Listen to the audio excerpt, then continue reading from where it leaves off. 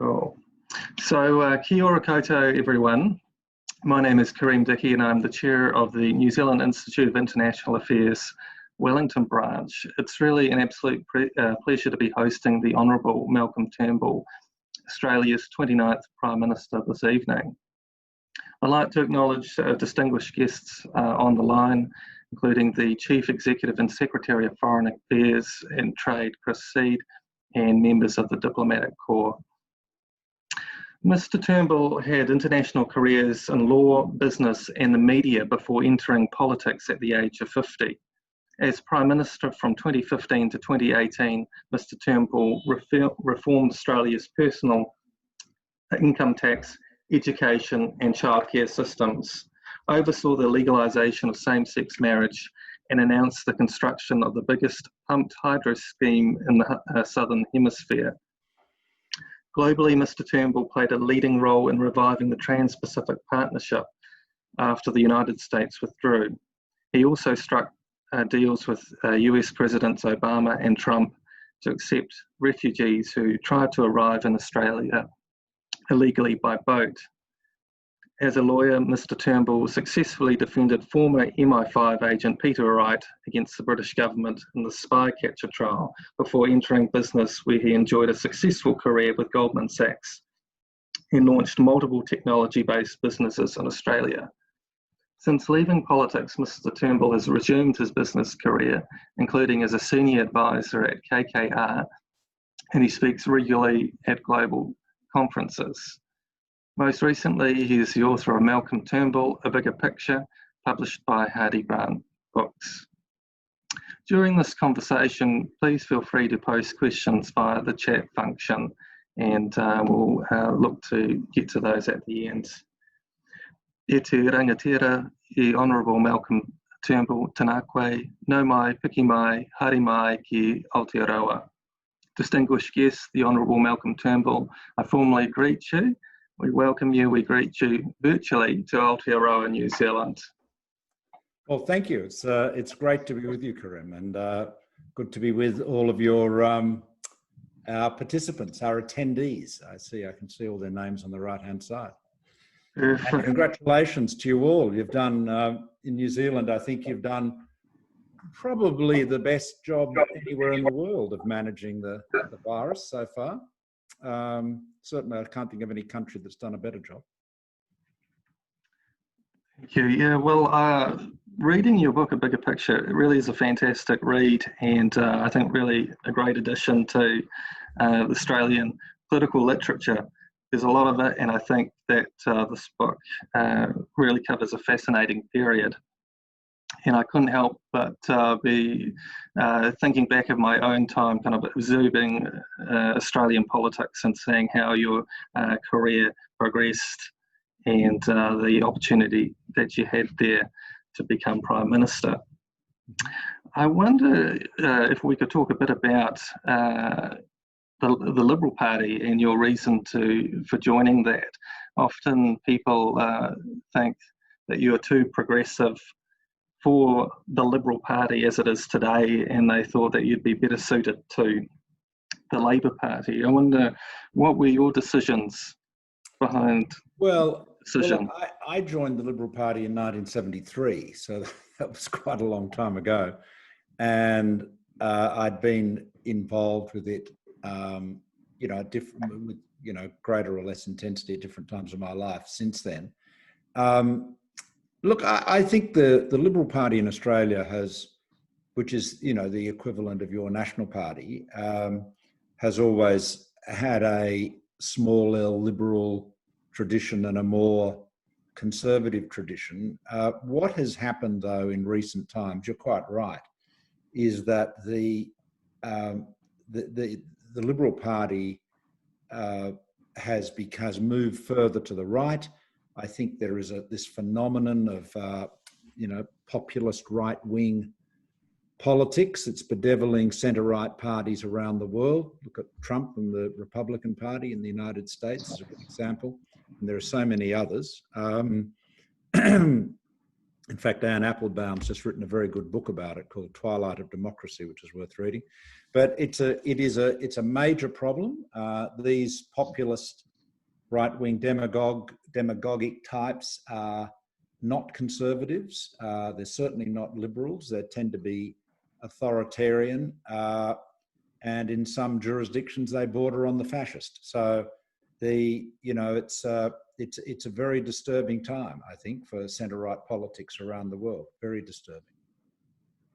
Yeah, former Liberal Party Prime Minister Malcolm Fraser, when he was alive, he renounced his membership of the Liberal Party, saying that it had become a party of fear and reaction, unrecognisable as a party joined, and being a Liberal Party in name only. Do you see that this is just a period for the Liberal Party, or do you think? Look, I mean, Malcolm Fraser was reacting really to the swing to the right that Howard, began, but which was accelerated under Tony Abbott. I mean, Abbott was a very different politician to Howard. Abbott was, as I describe in my book, I think it's a pretty objective account. Certainly it's well footnoted, so it's a bit hard to argue with the facts, but it's, Abbott set out to divide the country, to run very hard on fear, and it was it's this right-wing populism. It is absolutely antithetical to the good governance of a multicultural society like Australia or New Zealand, where, your leaders, far from trying to divide the country, should be seeking to unite it.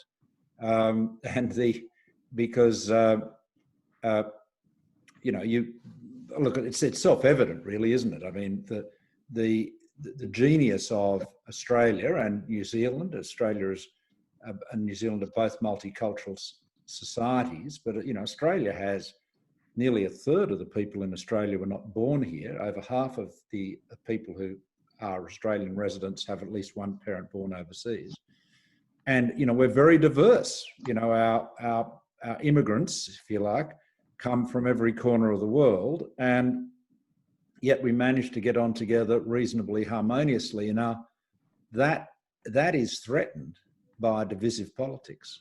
This is why, Trump does so much damage to the fabric of American society, which is divided and split anyway, and always has been. But when you've got the president actually revving that up, the consequences of that could be very, very profound and very enduring. Your first international visit as Prime Minister was to New Zealand, and you had visited before as Minister of Communications. Your mother studied here at Victoria University of Wellington, and I wonder if you could talk a bit about your experiences here in New Zealand and the trans-Tasman relationship. Well, my first experience is when I came over to visit my mother when I was a boy, but I enjoyed that a lot. I think I ate my body's weight in feijoas, I recall. That was my principal interest at the time. But no, that was great. I developed what has been an enduring and continuing interest in the Maori Wars and the really heroic way in which the Maori people fought back against the British invaders and, fought them to a standstill. And I was, climbing over Maori paths in that Hamilton area where my mother was living with her it was her third husband, but the husband after my father.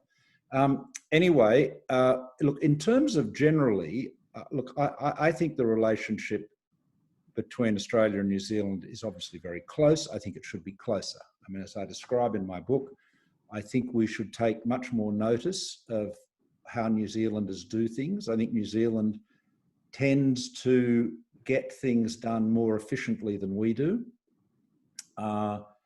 John Key and I used to often discuss this, and John's self-deprecating explanation was an obvious one and then a not so obvious one. He had two explanations. The obvious explanation is New Zealand's a smaller country. It doesn't have states. It's only got one chamber of parliament, so it's easier to govern in that sense. The less obvious explanation was, he said, because we haven't had, you know, all of this cash flow from minerals that you guys get from time to time, we can't go around wasting money as recklessly as Australians do. I think there might be some truth in that. But I think there's a bunch of areas where the New Zealand approach has been more efficient, more practical, and Australians do not pay enough attention to New Zealand. In fact, it is a look. This is the interesting sort of problem that you've got, and this is why, you know, organisations and institutes like yours are so important. In the business world, people are globalists by and large, in the sense that they are aware of what their counterparts are doing everywhere else in the world. And of course, nowadays it's so easy to be aware. You know, you can be on top of, if you care to be, developments in your field anywhere. But in government policy, it's much more parochial. And I mean, and that is particularly a problem in Australia. I mean, in Canberra, sometimes there would be, not only would there be a lack of awareness of what was going on in New Zealand, but a lack of what was going on at the level of the states. So, you know, we really do need to learn more from each other. It's a bit of a, you know, you can see it's a bit of a, you know, an obsession of mine. I think we have to recognise that every jurisdiction is seeking to deal with more or less the same problems. And everyone's trying different approaches, and some of them work better than others. And you've just got to be very open-minded about learning from them. So I'm a fan. I mean, you probably think you're living in one of the worst governed countries in the world. I don't know. People are always terribly critical of their own governments. But I think that New Zealand's track record over governments of both political persuasions has really been outstanding. You mentioned in the book during your time as Prime Minister dealing with some issues that you call third rail issues that the right of the party would blow up the show unless they got what they wanted. And you mentioned climate change and same-sex marriage. One of those issues in the relationship between Australia and New Zealand that's become a sore point is the New Zealand citizenship rights in Australia. Why is that such a challenging issue? It's just a budgetary one, to be honest, Karim. It's purely a budgetary one. I mean, New Zealanders have essentially a right to come and go as they please, but the view has been that if New Zealanders want to have all of the rights of a permanent resident who's come from, Hong Kong or London or New York or whatever, then they should go through, as they can, through the normal, application process. But it's obviously easier just to come and go as you wish. I mean, look, I think we should seek to. This is something that needs to be addressed at, I think, in a very constructive way. But it's obviously always been seen on the Australian side as a bit asymmetrical, because there were, a handful of Australians in New Zealand, and I think last time I checked, I looked, I was told there were about 600,000 Kiwis in Australia. So that's, but that may all be changing now as people return to New Zealand. Yeah. During your time in government, there was a renewed focus on the Pacific step up. What was the driving motivation behind this? Oh, just all of the obvious things. It's they're our neighbours. It's an part of the world where we have a traditional high degree of influence and responsibility.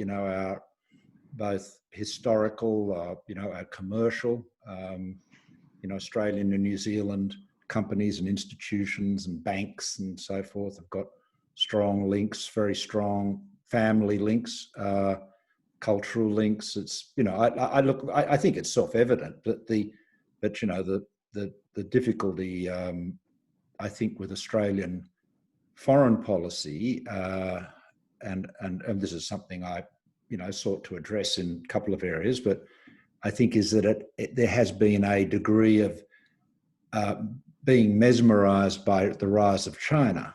And look, there's plenty to be mesmerised about there. There's no doubt about it. But equally, we have to pay closer attention to our neighbours, New Zealand, obviously, the Pacific, where there are, huge vulnerabilities and problems, particularly relating to climate change. And of course, our close neighbours in ASEAN, in particular Indonesia. So I made those a very high priority, as I did the India relationship, although that's got a long way to go. But Indonesia, I put if you leave aside the TPP for a second, in terms of regional relationships, I guess the highest priorities I had were the Pacific and Pacific Step Up and Indonesia, and ASEAN more broadly, which is just to try and get a bit more balance into our approach. Yeah, climate change is a critical issue to the region, and that's something that you've been passionate about as well, climate change action there. And you've talked about, for the Pacific, it being a matter of survival. Sure. And I wonder about the reception of Prime Minister Morrison at the Pacific Islands Forum last year was quite frosty. And I wonder, how can Australia keep a positive engagement with the Pacific when there's a difference on such a critical issue? Well, I mean, the answer is it can maintain a positive relationship, but it would be much more positive if we were seen to have a coherent, concerted effort to address global warming. That's basically it's an issue in the relationship, but it's not the only issue. I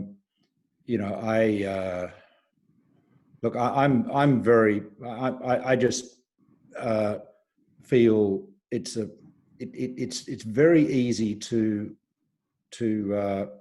be overlooked. The Pacific in it doesn't feature much in the Australian media, and the leaders have got to make a very concerted effort to prioritise it. And we've got some good things underway. I mean, the coral cable, for example, I think is a good really good example of practical and strategic aid, where we paid for the bulk of the cost of a new fibre optic cable link between Australia, the Solomon Islands, and PNG, and an additional fibre infrastructure in both countries as well. Now, that makes a gigantic difference. I'm sure, as everyone on this call knows, the tyranny of distance is no more ferocious than in the Pacific, where a lot of these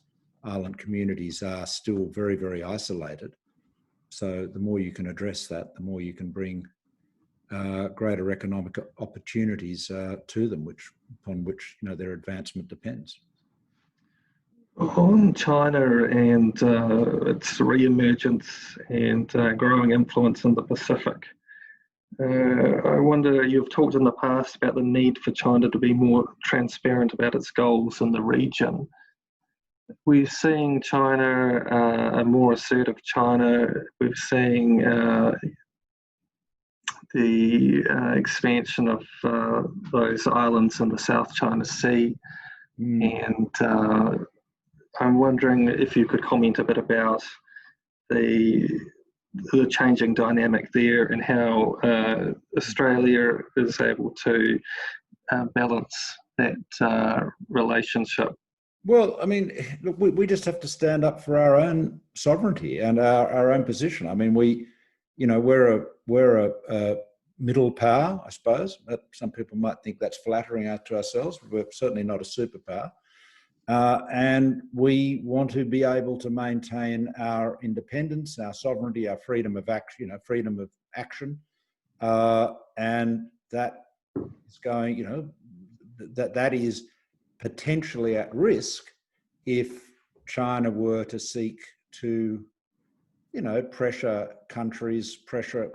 countries to be more compliant. And, they've shown increasing signs of being prepared to do that. When Australia's leaders, whether it was me or Scott Morrison more recently, expressed views that Chinese complain about, they're very, very quick to threaten trade consequences and, essentially co-opt the business community as their greatest supporters. As I say in the book, the experience of Australian Prime Ministers is that if there is a disagreement between China and Australia, the Australian business community will loyally take the side of China.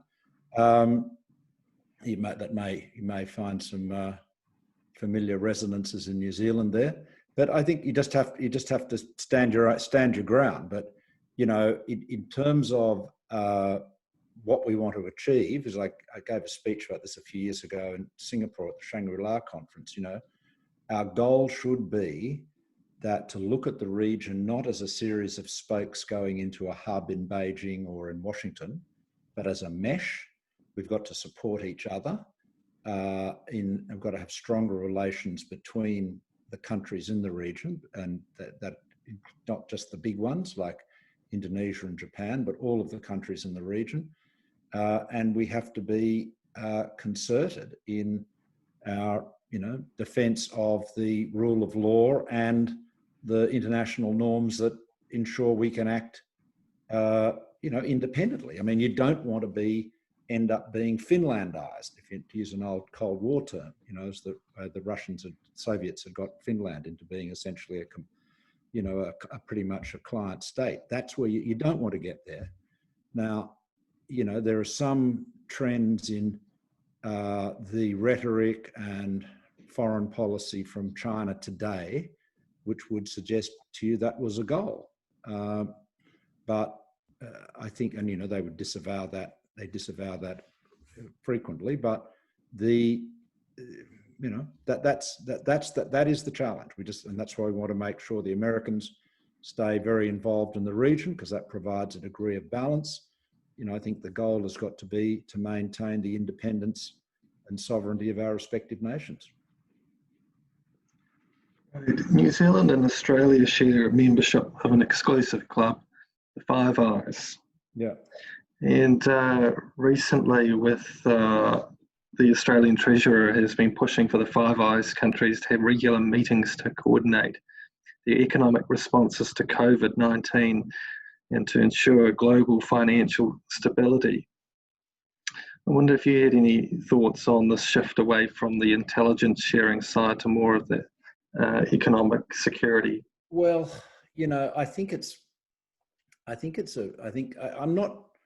I'm not saying Josh is, wrong there, but I'd caution against it. Let me say, I would qualify it in this way. The Five Eyes relationship, it used, going back, into the 40s, it was called KZAB, that was basically the British intelligence services and their affiliates in Ottawa, Canberra and Wellington, and the Americans. That's essentially what it was. So it was built on that historically very close alliance. I mean, the security intelligence services in Canada, Australia and New Zealand were actually set up by the British originally, as were many of our institutions. Obviously, they've evolved to be very independent today. But that's the history of it. But, if you get into economic cooperation, I mean, frankly, in that case, then you really should be you should be including the Japan. You should be including many of the countries in the G20, or at least most of them. If you're talking about Western countries with whom we have very close and trusted ties, that would include countries of Western Europe, it would include Japan, it would, in the developing world, it would certainly include Indonesia and South Korea. And, then you're sort of basically saying you've almost got the G20 there. So I think probably the Five Eyes should stick to intelligence, because you see there is a real you get a lot of interest, and I talk about this in the book. There's quite a bit in the book for people interested in intelligence.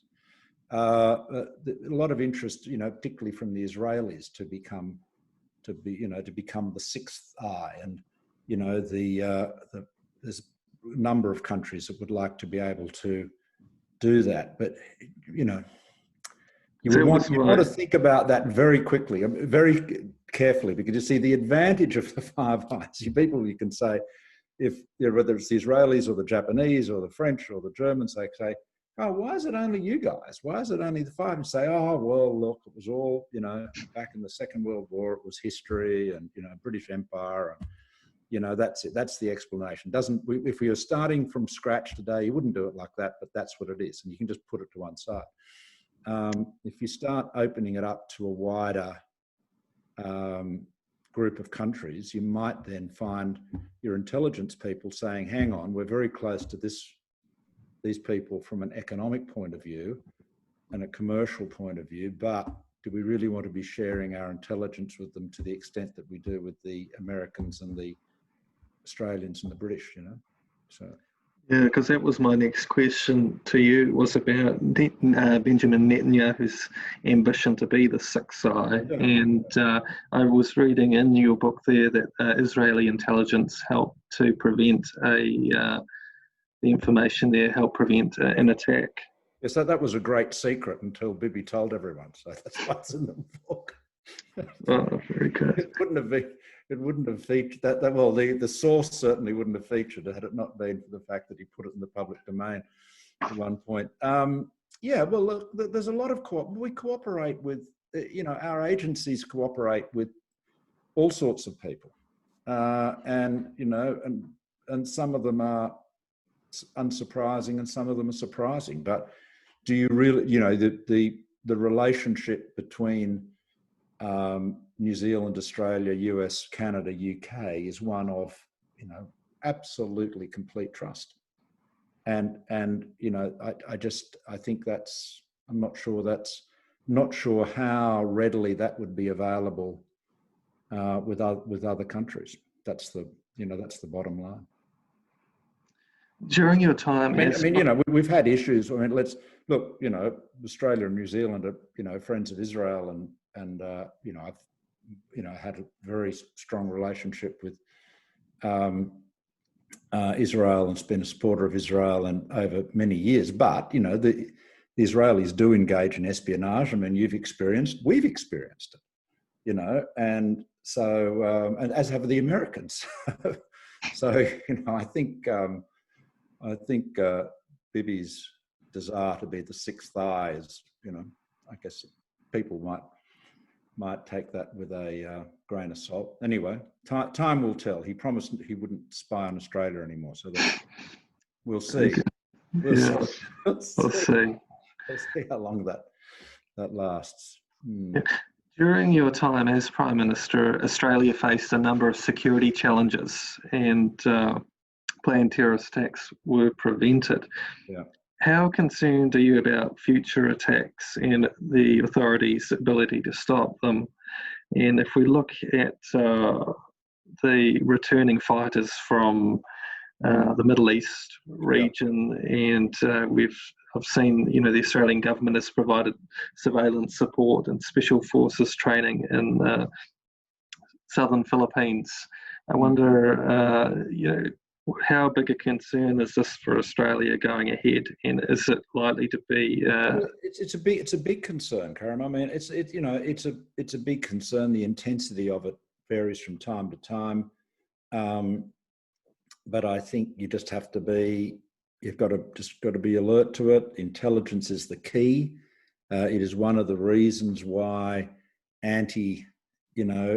Muslim propaganda, if you like, or people who try to turn the battle against Islamist terrorism into a sort of an anti-Muslim, anti-Islam campaign are absolutely doing the terrorists' work. And this is, I'm not just talking about, the extreme, including the, individual and his supporters who committed the shocking crimes in Christchurch, but the, whether it's politicians or media that develop anti-Muslim agendas, what they are doing is what they're doing is the work of the terrorist, because the terrorist's mission, or message, I should say, to a young Muslim is to say, look, you'll never be accepted as an Australian or a New Zealander. You're not one of them. They'd hate you. You'll always be an outsider. This multicultural stuff doesn't apply to you. Join our ranks, right? So if you get into the majority society, and their leaders start confirming that, all you're doing is acting as a recruiting sergeant.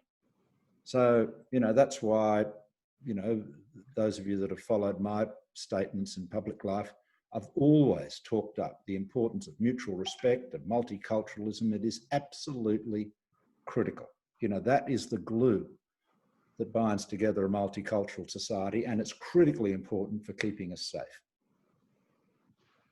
as well. I'd like to move on to the relationship with the United States. A question I asked Julia Gillard some time ago was about that relationship, and if there's too much of a dependence there. Malcolm Fraser published a book, Dangerous Allies, saying that Australia needed to rethink its strategic dependence on the US.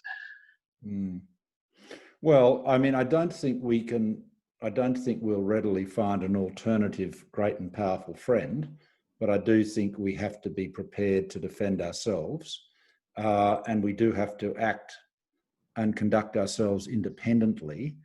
Australian or New Zealand leaders who go to Washington and gush over their American hosts win no respect. In the imperial capital, they regard deference as their due. So I just ask you all to imagine that, or remember the shopping scene in Pretty Woman, where the shop assistant is grovelling and asks if they'd like some more grovelling, and Richard Gere says yes, and so he does some more grovelling. That's basically where you end up with. You've got to be able to stand your ground and state your position.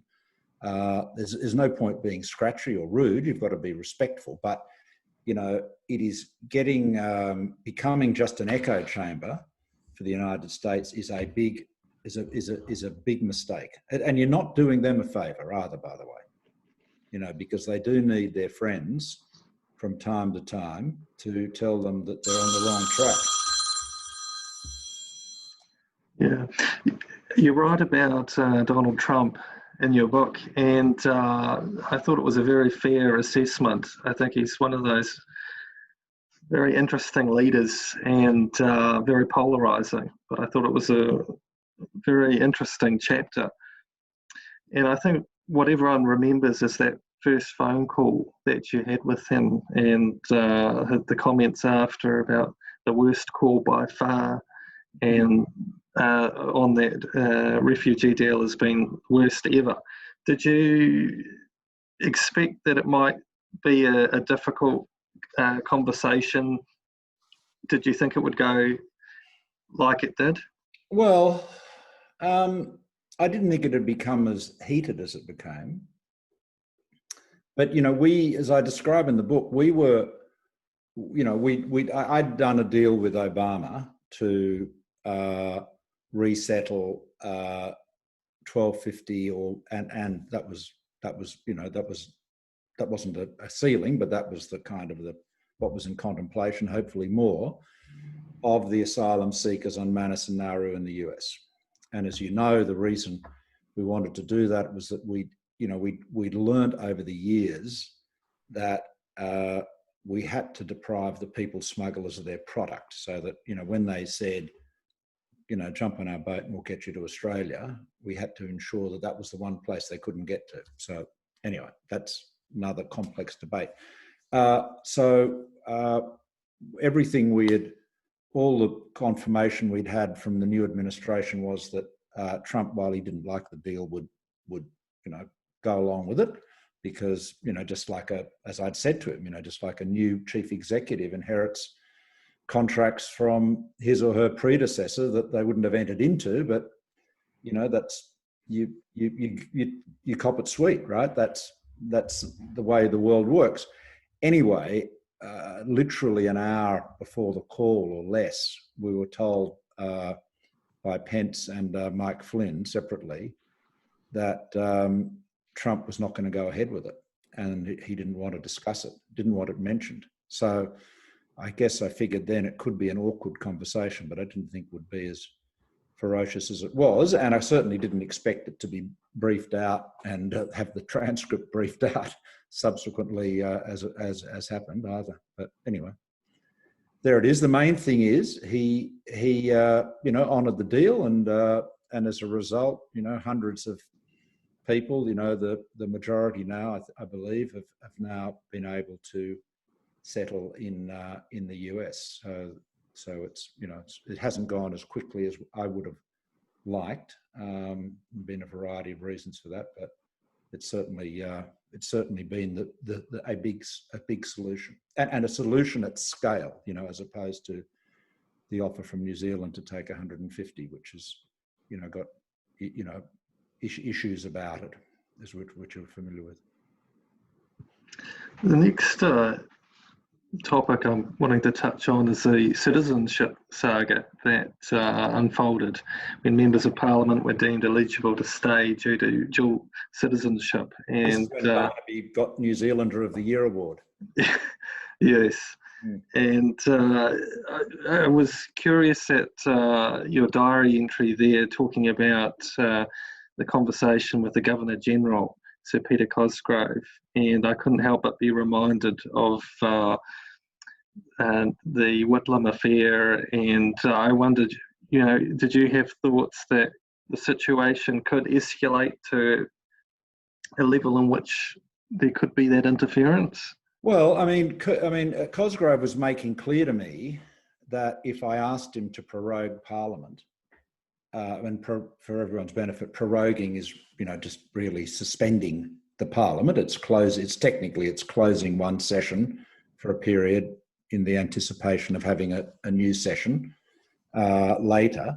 But one possibility that we thought about, with all of these citizenship cases going through the court and people coming and going, was to prorogue Parliament long enough for the court cases to be held and dealt with, which in the context, that was something we considered. We decided that it wasn't a good idea.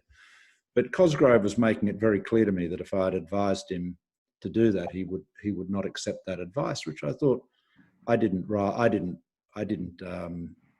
engage with him on that. I think I would have been able to persuade him to act on the Prime Minister's advice, as I believe was his duty on that. But it added I think, as I said in the diary entry, it was an unsettling conversation at a very unsettling time. But yeah, that was a very wild period. And of course, you've now got the bizarre feature that the only creatures in Australia about whose bloodlines more is known than federal members of Parliament are thoroughbred racehorses and stud cattle. I mean, it is literally, we've got a system where you have to nominate your, parents and grandparents and where they were born, but that's where we ended up because of our constitution. You're lucky not to have that, Marta. Yeah. Before your time in Parliament, you were very active for the Republican cause to promote Australia becoming a republic. Mm. Do you think there's an appetite for change? You've done kind of that groundwork already, you've got a model. Do you see it happening in the next 10, 20 years, or do you think? Well, Karim, I think basically the answer is yes, I do. I think it is very, the timing of it is really a function of when the Queen's reign comes to an end. My view back in '99, when we had the referendum, which as we all know we lost, my view then was the next occasion that you could get this issue on the front burner, of Australian political affairs, if you like, was at the end of the Queen's reign. That would be the next big watershed. Now, she's still there. She hasn't died and she hasn't abdicated, and but at some point her reign will come to an end, and I think that's probably the next opportunity. But I think what we have to do is have a vote, a plebiscite, an advisory vote it would be, on what type of method of choosing the president we'd have, either direct election or a, parliamentary appointment, bipartisan parliamentary appointment. There are arguments pro and con each model, but I think we've got to thrash that out first and then incorporate that decision, whatever it is, into the formal amendment that goes into the referendum proposal. John Key here, during his time as Prime Minister, held a flag referendum, and I wonder something like that is kind of a first step to try and encourage Australians to have a new sense of identity. I think there's more support for the flag than there is for the monarchy, frankly. I mean, the problem, look, when we first started talking about changing the flag, I'm going back sort of when I first started talking about it with people, say 40 odd years ago, we were very focused on the fact that it was a defaced British ensign, as your flag is. So it had the Union Jack in the top left-hand corner. And the message there was, this is a British Dominion, right? And that's the iconography, that's the message of that flag. Now, that's obviously, tide of history has rolled on. I think it became very clear at the time of the Sydney Olympics that Australians, particularly young Australians, saw the Australian flag as their flag, and without the concern about the Union Jack. Because, I mean, Britain is not relevant. I mean, it's relevant, but it's, we do not regard ourselves as being British or part of the British Empire or under British sovereignty or anything like that in Australia anymore. And again, I don't want to speak for New Zealand, but you go back to the 1940s, let's say 1948. Robert Menzies said, the boundaries of Britain are not on the Kentish coast. They are at Cape York and Invercargill, meaning you're Invercargill. And he saw that, he said in the Parliament in the 50s, the crown is the symbol that wherever we are in the world, we are one people. So he saw Australians and New Zealanders as Britons. We're all British people, right? Now that's obviously changed. So I think Australians see their flag as an Australian symbol. I mean, the difficulty, which I sympathise with from New Zealand's point of view, is that the flag is so similar that, I mean, I couldn't tell you how many times New Zealand politicians and leaders have observed wryly how when they're travelling overseas, someone will run up an Australian flag up the, flagpole in honour of their arrival, innocently. And I'm sure that's happened in reverse on a few occasions, not to me, I might add. But, so I think that's an issue. I think the other thing that, and this is where the result of your referendum on the flag surprised me. The other thing that we don't have is a compelling alternative. We don't have a national symbol in the way the Canadians did, you know, with the maple leaf, you know, very strong graphic image, symmetrical, which obviously helped. And so the Canadian, when they changed their flag, that sort of made sense from a design point of view. I thought with the, you know, the silver fern being such a strong symbol of New Zealand, I thought that would be a bolter for a new flag, but there you go. It wasn't the case. So my sense is we will become a republic one of these days, hopefully not too long to go, but we will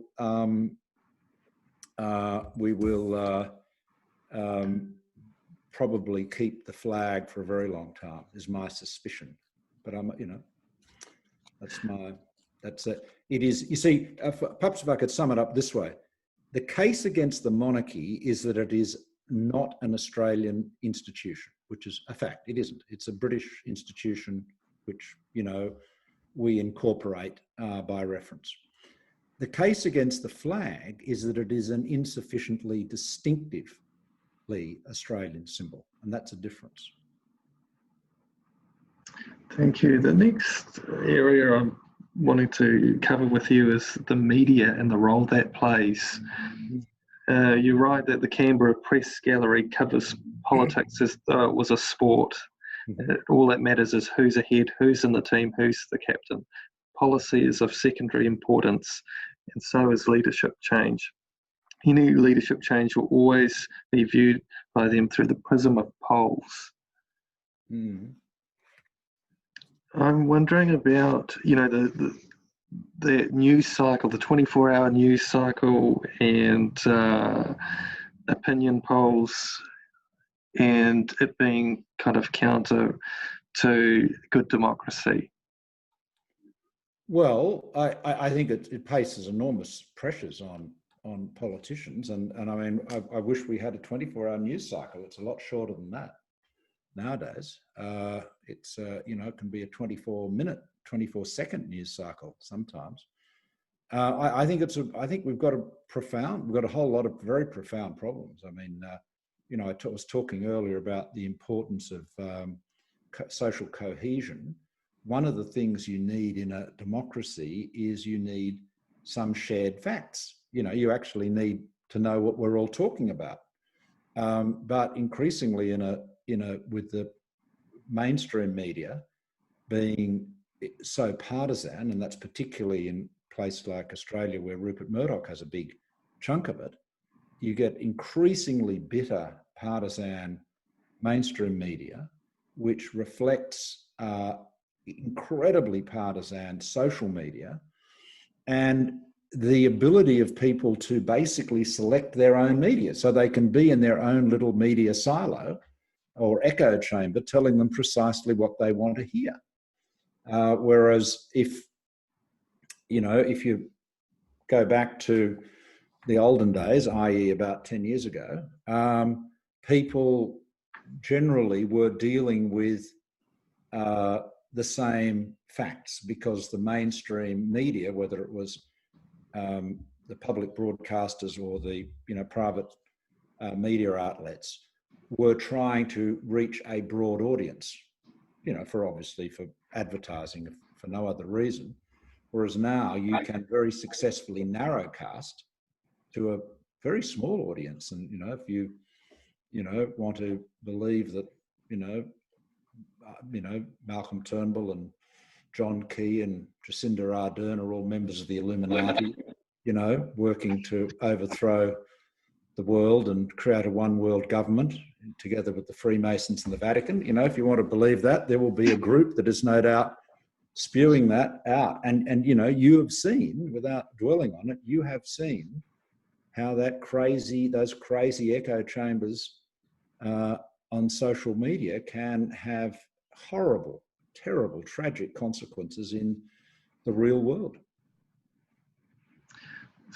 I'll ask one more question and then I'll take some of the ones from the chat function there. But I just want to talk about legacy projects. You talk You mentioned there are a lot of things that you do in government that are worthy, but are frankly fairly obvious responses to the circumstances of the time. And you highlight the Snowy 2.0 pumped hydro project as one of those game changers. Yep. If you were able to stay in the role as Prime Minister, were there other big projects like that? Yeah, yeah. The answer is yes. The other, there's a number of, in terms of energy. I mean, the key is to make renewables reliable is storage. Pumped hydro is obviously a very proven method of doing that on a large scale. The other big pumped hydro scheme, project I got underway, but which is not as far advanced. And I worry that without my, personal / somewhat idiosyncratic leadership, and in the sense idiosyncratic in the sense that I was very invested personally in this technology and in the detail of it. Without that, I'm worried that the second big project, the one in Tasmania, Battery of the Nation, will not advance as quickly as it should. But bluntly, I mean, we're going to need a lot of that, and you just got to be, you've got to be a lateral thinker, and you've got to be creative. And what I did, as I describe in the book, I read my way into the problem, into the issues. I consulted widely with people that knew a lot about it, both in the academic and scientific world and in the engineering world and, the corporate world. And then we developed these plans. And I mean, this is this is how you get rid of burning coal, by the way. I mean, you get rid of it with cheaper renewable energy from solar and wind. And then you've got to deal with its variability, and you do deal with that with a number of things, but most overwhelmingly with storage. And that's where pumped hydro comes into play, and it's a game changer because if I just make this observation, just for the sort of nerdier energy people that might be listening. You get a lot of discussion in the energy economics debate about something called the long-term cost of electricity, the LCOE. And it is a very important measure, but it's essentially a measure for bankers because it takes into account the cost of fuel, it takes into account maintenance, it takes into account your capital cost. But if you have a 100 megawatt solar farm and I have a 100 megawatt solar farm and yours cost twice as much as mine, you will have an LCOE that is twice as high as mine, all other things being equal. But our marginal cost of generation will be the same, zero. And that's the point. That is the key insight into renewable energy economics. It's zero marginal cost generators. So that means if the sun is shining, it's costing you nothing to produce that megawatt hour of power, and anything that you are offered for it is worth taking, is better than nothing, or worse still, having to, throttle back or pay a negative, effectively pay for the privilege of putting that excessive electricity into the system. So, that's why these big storage projects are so important, because they will literally soak up that superfluous power and, in the middle of the day, in the solar example, and then they'll, generate when the sun's going down. So it's the answer. I mean, we can have a zero emission energy sector if we want to. We just have to plan it, and we need leadership that is, as I used to say, about engineering and economics, not ideology and idiocy. A question here from Reese Johnson, and he asks, what part or parts of your career prior to politics best equipped you for the role of Prime Minister? Not sure. I think I'm not sure what particularly. I think the qualities, if you like, or characteristics that I think made me an effective, good, I think, hopefully a good Prime Minister, was that I was very focused on, getting the right policies, very focused on understanding the issues we're dealing with, and drilling down so that I understood the detail, not to a sort of painful sense of slowing things up, but I was always interested in talking to the people that knew about it. So I would, and this is all my life, wherever I've, been trying to research something, if I'm, if the CEO or the chairman is there wanting to, flannel me with, bland generalities, I've always tried to sidestep that and find the engineer, halfway up the totem pole who really knows what they're talking about. And that applies in the public service too. You've got to find the people that have the knowledge, and then once you've got an understanding of that, then you can make a more informed decision. We've got a question here from Lester Koo, and he asks, how do you rate Australia's relationship with ASEAN compared to New Zealand's?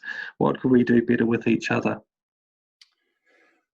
Well, I honestly don't know very much about New Zealand's relation with ASEAN. I mean, I know that obviously it has a relationship with ASEAN, but I've just assumed it was pretty good. I'm going to say I think Australia's relationship is a lot better than it used to be, but it's something that you've got to put an effort into. You can't. You really have to be. You've got to have the right diplomats. You've got to have the right ministers, and it just needs business. It's a multi-layered thing, these international relationships, and I hope that New Zealand and Australia are collaborating. Well, they certainly were when I was PM, but I mean, I think we should be talking and collaborating all the time. I mean, there are elements of sometimes we're in mild competition diplomatically, but it's generally pretty mild. It's not like sport, not like something really important like rugby. Very good. We've got one here. Where do you see the future of worldwide democracies, where a multitude of democracies have previously been a choice of two parties, Labour, Conservatives, Labour, Liberal, Republican, Democrat? Having worked with minor parties, how do you see multi-partisanship, the rise of minor parties going forward?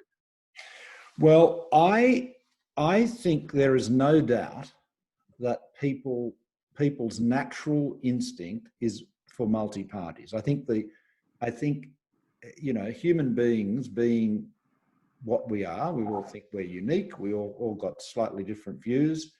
Naturally, we like to have greater choice politically.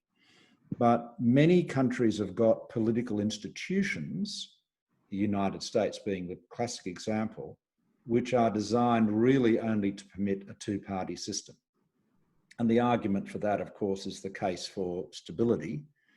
But, I mean, you can have a multi-party system and stable government, but it takes time for people to be acculturated to that. And I mean, if you look at Australia, we've had, major party government, whether it's Labor or Liberal, which have been made unstable from time to time by, factional activities, leadership coups, that sort of thing. So yeah, I think a more diverse political party scene would be a good thing, but it is obviously with single member constituencies, there is a tendency to enable big parties. I mean, you try to deal with this with MMP, of course, which, I mean, I get different. I don't know, Karim, do New Zealanders think MMP is a good thing? For a while there, I couldn't find anyone from New Zealand that had voted for it. Yeah, I think New Zealanders support MMP. I think it's worked well, and it's given us a more representative parliament. But I think there's always ways can be tweaked, improved, refined. Yeah. Yeah. There's another question here from Renata. He says, you support the need for a stronger climate change and sustainability response in Australia, yet you also advocate for increased trade and growth. Some would argue these as incompatible. I wonder if you've got any. Well, I mean, I disagree. I mean, I think we can have strong economic growth and lower our emissions. In fact, to be honest, I think we're now in a position where it is absolutely unarguable that the cheapest form of new generation is from renewables. And so we have the opportunity in Australia, particularly, to have a lot of very cheap zero emission energy because we've got such huge solar resources, lots of real estate, lots of radiation, and we could be. I mean, Roscano has painted a picture of Australia being a sort of clean energy powerhouse. I'm not, he might be a little bit over optimistic there, but the fundamental premise is right. I mean, we should be able to have very cheap, very green electricity, and that would obviously support a lot of economic activity if you chose to harness it. But which I think we must. I mean, we've only got, anyway. I'm sure I'm preaching to the choir here. We do, after all, only have one planet, and we're making a bit of a hash of it at the moment. Oh, and just one final question here. There's more and more a push to remove cash from society. Most recently, an example of this was during the COVID pandemic, with cash being refused by some businesses. Do you think there is a place for cash, or that the world is ready to go fully digital? I think the answer is probably answer to both questions is yes. I think there is a place for cash, but it's diminishing. And I think the acceleration of the move to digital payments is extraordinary. I mean, it is, nowadays, there used to be a time when, you would pay a shop assistant in cash to save them the hassle of getting the credit card machine out and all of that mucking around with a credit card, particularly for a smaller payment. Nowadays, because it's just tap and go, sometimes if you produce a $50 bill to pay for something in a shop, the shop assistant will roll their eyes at the hassle of making change. So I think we're at a tipping point. There's a whole bunch of things, Karim. I think work from home, is obviously one. E-commerce is another one. Digital payments is another one. Where there was a trend that you could see, where it was inexorably heading, and this COVID pandemic has just accelerated it. It's kind of mundane thing to say. Everyone's saying it, but basically, we've seen 5 years of evolution with these trends happen in a few months, and so I think we will be more digital all the time. I mean, of course, that will be difficult for criminals who obviously they don't like leaving digital traces with their payments, but. That's why a lot of countries, including Australia, put limits on the amount of cash you can use in any transaction. Malcolm, thank you very much for taking the time to speak with us tonight. And I think, COVID has made us look at the world in a different way, and technology has meant that we've been able to connect with you. And it's been fantastic, a bigger picture. Yeah, well, I really love to do it again. And again, I am and I'm not just saying this because this is a New Zealand audience. This is something that those of you that have followed me over the years would see I've been consistent about. I'm a very big fan of New Zealand and the way New Zealanders approach some of the, social policy issues that in Australia we often struggle to deal with as effectively as you can. Thank you. And to those on the line, Malcolm Turnbull's book is A Bigger Picture, and it really is a fantastic read. I encourage you all to check it out. So, ngā mihi nui kia koe. We thank you, Malcolm, and wish you all the very best. Tēnā tātou katoa, kia ora. Thank you. Thanks a lot. Have a nice afternoon. I will. Thank you.